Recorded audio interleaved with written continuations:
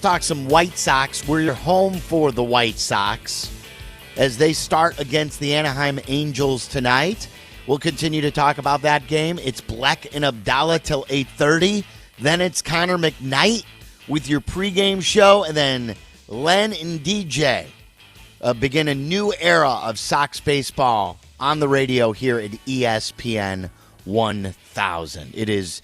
We are truly blessed with the broadcasters that we have in this town. Amen, Sox brother. fans should be very, very happy. Let's talk to Jason Benetti, who's the voice of the White Sox on television, and he joins us right now on the Corona Hotline. I want to know, have you and Len built bunk beds yet like stepbrothers? Did we just become best friends? Yes. Did you? Look, it's funny you say that. 2 minutes before I came on the show, I saw Len Casper was calling me, and I picked up. I said, "I'm going on your radio station in 2 minutes. What's going on?" He goes, "Nothing." I was like, I like that we can talk about nothing. I like that it's opening day and Len Casper's on my phone and we're getting ready to talk about nothing. So I guess we're a combination of Step Brothers and Seinfeld. Yeah. Jason, have you guys always been this close? Like, I have loved following the love affair and how you guys are going to work together. And has there always been the mutual admiration between the two of you? Well, I mean, the crazy thing is we didn't know each other until I would say about 2011. I was in AAA. I sent a tape to Len. I had watched some games of his, and I thought he was fantastic, and sent him a tape. And he got back to me with some really cool, detailed thoughts. And I've just sort of sent him some stuff every once in a while. And then 2015 rolled around, and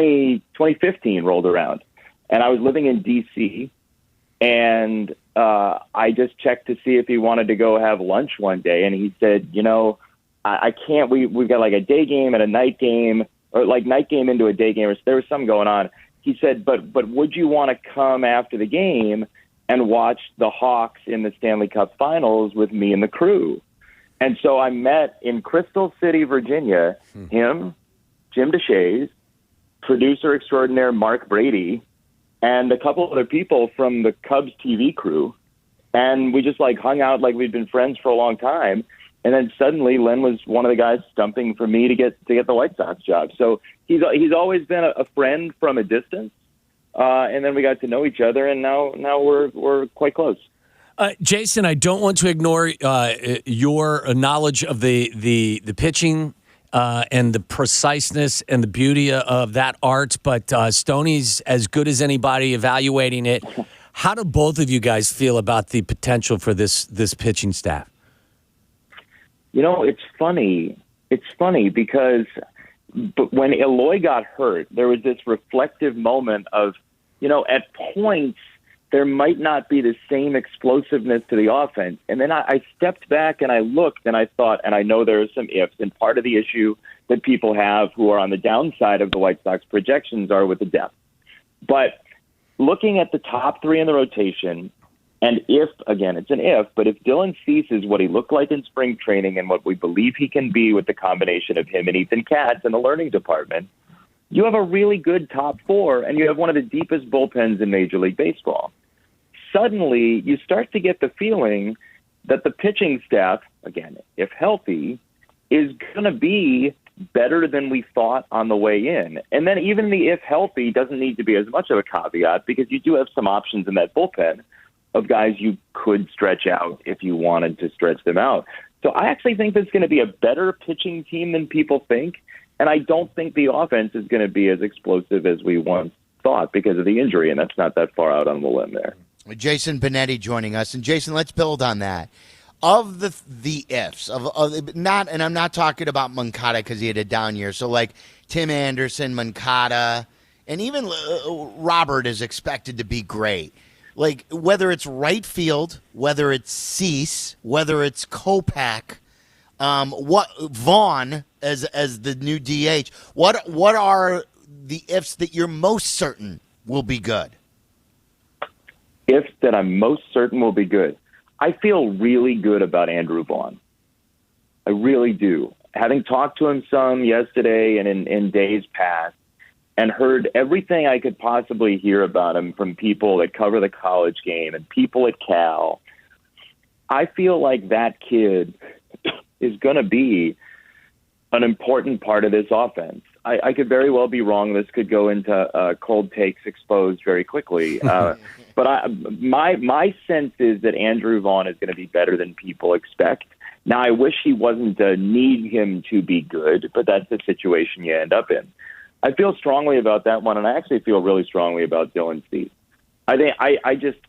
I love the combination of him and Ethan Katz. I feel like they get each other, and I've not been to spring training to look at it in the backfield, but their sensibilities seem to combine pretty strongly. And I think Dylan Cease is going to have a fantastic year.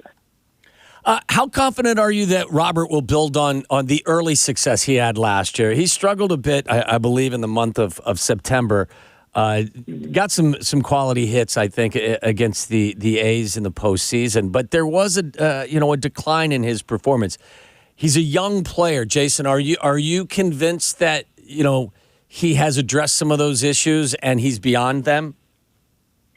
Well, I am convinced that you look great in a home run chain, and then I am also convinced that he's going to be better.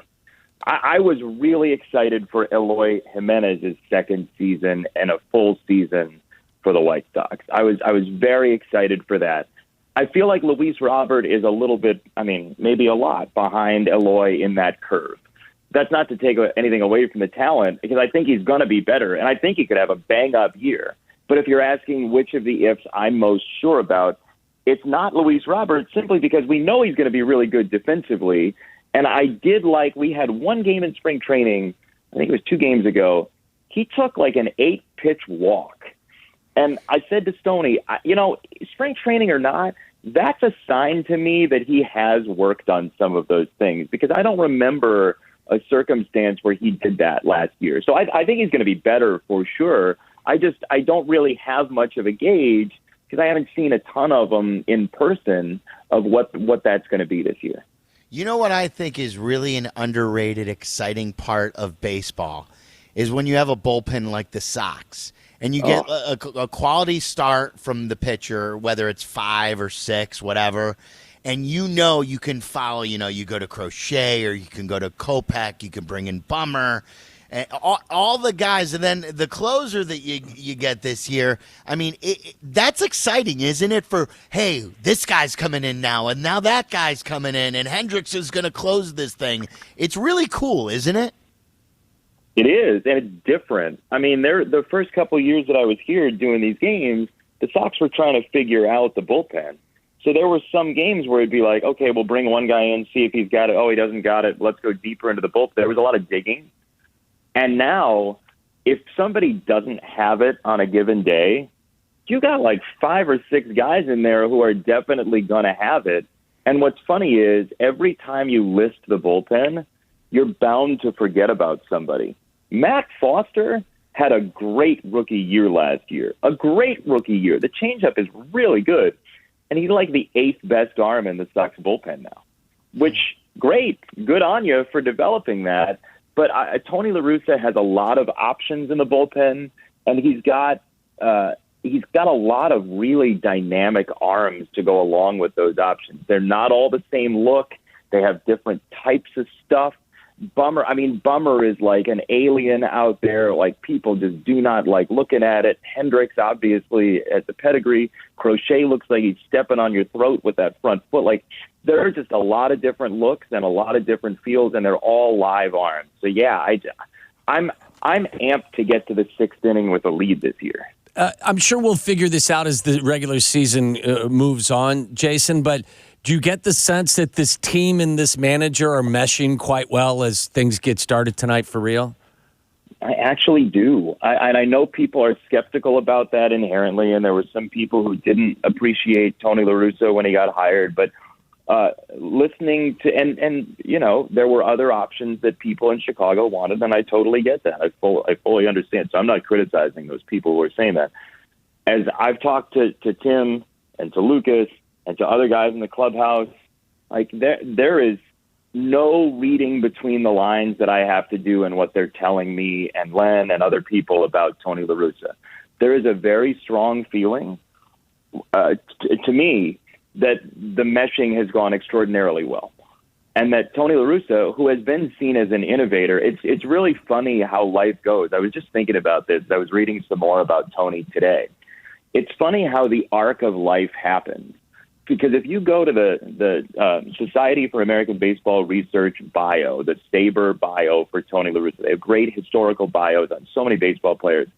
The first couple paragraphs are about how this innovator in baseball has retired. It was clearly written in like 2011.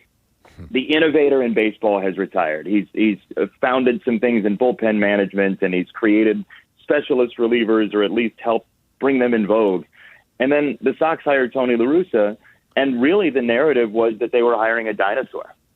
And it's funny how the arc of life happens, because I firmly believe that as long as somebody's got a disruptor in them and an iconoclast in them, that is always going to be there, that there's going to be strategy that somebody like that is going to go find. I don't think, especially as a lawyer as he is, I don't think you go about life and just forget how to problem solve. And so that's the part I'm most excited to watch from Tony La Russa, is I don't think any amount of aging or whatever people think, like hardening of the soul in baseball, I don't think that takes away your problem solving. And I'm excited to watch that on a nightly basis. Aren't you a lawyer too? I'm a fake lawyer. That's why I can say that. I graduated from law school, but I did not take the bar, which is like swimming half of the English Channel and then saying, you know what, somebody pick me up, can you? So I just took the classes, but I know that the problem solving you learn in 3 years there, especially when you apply it. Like he actually took the bar and did all of that. Right. The problem solving to me, it's a way of thinking. And people told me that before I started law school, and I could not agree with it more. It's a way of thinking that does not go away. Sylvie, you've broken a lot of laws, haven't you? Oh, yeah. I don't even sniff being a lawyer, just except like you just said. Yes, needing one from to get out of this ticket. Yeah. Yes. So let me ask you this then, Jason, because you said you understand how, some people were skeptical. The game of baseball was a lot different in 2011. There have been some huge changes in the last decade. So is it going to be interesting to see how Tony La Russa manages, and will some of these decisions late in games be magnified compared to another manager? They absolutely will. And I think part of that is just that Chicago loves its baseball more than a lot of cities. Like, I just think that's going to happen here no matter what. And I think that I am fascinated. And this is not a radio answer in any way. This is like my true fascination going into this game. Like, I cannot wait until we get into the late innings and see what Tony La Russa does in strategy, in bullpen. Because, like, some people, I think, expect small ball and a bunt here and there and all this stuff. And then I think some people expect certain things with the bullpen. I think he's wily enough that he might do a lot of things we don't expect. I do not want to ever underestimate a Hall of Fame manager who has been as innovative as he is and is as intensely focused on details and corners that you can round to win. I think you put yourself in peril when you underestimate somebody who's done it at that focus, at that high of a level for so long. That is not my White Sox PR answer. That is not the voice of the team answer. That is sincerely, as somebody who loves puzzles and problem solving, that is what I am maybe most excited about this year, is to watch Tony La Russa troubleshoot, because I do think underestimating somebody as crafty as he could be dangerous to people. I really do. It's great. I love the answer, and that's why we love talking baseball with you. Have a great season. Very excited for you, a lifelong Sox fan with this team on the brink, and all the best. All right, have a great season. We'll catch up soon. Thanks, Jason. Hey, can I say this real quick before I go? Sure. I used to drive in listening to ESPN 1000, listening to the ballpark. I'm so happy you're back as the flagship. Like, this, I feel like a kid now. Like, I want to be driving to the ballpark right now, and we got Len and DJ. Like, It's a great thing. I'm just happy to be here today. It's really good stuff, guys. Yeah, we're It's happy awesome. to have you. That's Awesome, for sure. Jason. Thank you, Jason. Appreciate everything. Thanks, guys. He's so good.